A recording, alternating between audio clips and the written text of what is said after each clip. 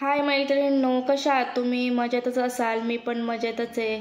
चला तर मग आज आपण ना छान असे बटाट्याचे चिप्स बघणार आहोत. खूप सोपी रेसिपी आहे आणि सगळ्यांनाच जमेल अशी रेसिपी आहे. झटपट होतात आणि लहानांपासून तर मोठ्यांपर्यंत सगळेच आवडीने खातात आणि खूप झटपट होतात. बघू शकता पांढरं शुभ्र असे झालेले आहेत.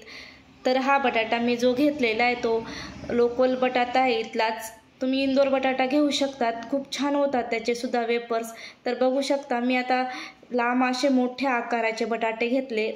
वरच्या स्लाइस व्यवस्थित काढून घेते अशा पद्धतीने आणि स्वच्छ अशा पाण्यात टाकून घेणारे.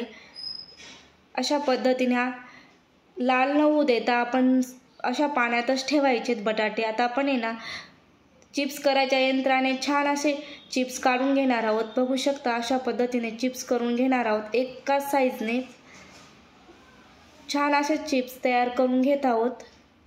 बघू शकता व्हिडिओमध्ये छान असे चिप्स तयार करून घेतले. एकसारखेच चिप्स तयार झालेत बघू शकता मस्त. आणि आता ते स्वच्छ पाण्यात असं आपण परत ते चिप्स केलेले टाकून घेणार आहोत. बघू शकता मस्त असे चिप्स तयार झालेत आपले. आता पूर्ण चिप्स तयार करून घेतले मी 4 किलोचे. तर आता स्वच्छ मी 4 ते 5 पाण्यात स्वच्छ असे धुणारे. मस्त धुवून घेत आहे आणि हे चिप्स तयार करायला अगदी सोपे, झटपट होतात. आणि आपण एका साईडला तयार केल्याने त्याच दिवशी सकाळी जर आपण कापून आणि किसून वाळत जरी घातले तरी छान होतात, पांढरं शुभ्र होतात. असं काही नाही रात्रभरच आपण भिजवून ठेवायचेत आणि दुसऱ्या दिवशी करायचं असं काही नसतं. आपल्या वेळेनुसार आपण हे बनवू शकतो. स्वच्छ असे 4 ते 5 पाण्याने धुवून झाल्यानंतर 2 चमचे मी ना तुरटी टाकून घेतली आणि व्यवस्थित मिक्स करून घेते आणि वरून परत पाणी टाकून बुडेपर्यंत वेफरचे चिप्स बुडेपर्यंत मी पाणी टाकून घेतलं आणि वरून छान झाकण ठेवून दिलं आणि रात्रभर ठेवून देत आहे. आता दुसऱ्या दिवशी बघूया. छान असे आपले वेफर्स पाण्यात बुडवलेले होते. थोडा कलर चेंज झालेला आहे. आता आपण परत 4 ते 5 पाण्याने स्वच्छ असं धुवून घेणार आहोत. अशा पद्धतीने 4 ते 5 पाण्याने धुतल्याने स्वच्छ असे होतात, पांढरं शुभ्र येतात. 2 चमचे मी टाकून घेत आहे. 2 किलोसाठी 2 चमचे टाकले कारण मी 2 बॅचेसमध्ये करत आहे. तर अर्धा लिंबू मी पिळून घेत आहे. लिंबू टाकण्याचं कारण टेस्ट पण खूप छान येते. टेस्ट खूप छान होते, आंबट आणि चवीला खूप अप्रतिम होते आणि कलर पण काळा होत नाही. 2-3 वर्ष छान टिकतात. तर आता आपण सगळे वेफर्स असं मस्त उकळत्या पाण्यात टाकून घेत आहोत आणि 10 ते 15 मिनिटासाठी छान असे उकळून घेणार आहोत, शिजवून घेणार आहोत. झाकण ठेवून दिलं, वरती खलबत्ता ठेवून दिली चांगले वाफ बसावी म्हणून. बघू शकता छान असा कलर चेंज झालेला आहे.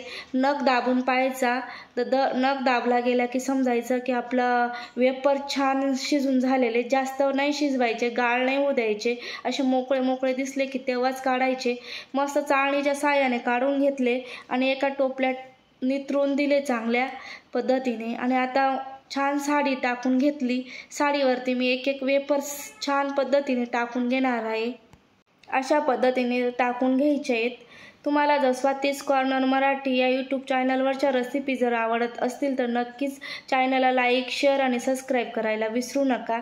जे ताई भाऊ नवीन असतील ते सुद्धा चॅनलला सबस्क्राईब करा आणि लाईक करा. बघू शकता छान असे वाळून झाले. 2 दिवस मी घरातच वाळून घेतले. बघू शकता किती छान असे पांढरं शुभ्र तयार झालेले आहेत, व्हिडिओमध्ये दिसत आहेत. तर चला पटकन आपण आता तळून बघूया. छान आता मी तळून घेते तेलामध्ये. तेलात टाकल्यावर सुद्धा पांढरं शुभ्रच होत आहेत, मस्त खुलत आहेत, मोठे होत आहेत. तुम्ही सुद्धा असेच वेफर्स करा आणि मला कमेंटमध्ये नक्की सांगा तुमचे वेफर्स कसे झाले. अशा पद्धतीने मी वेफर्स तयार करून घेतले.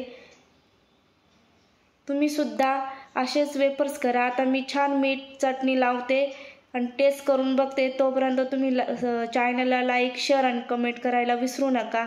बाय. आणि व्हिडिओ स्किप न करता बघा.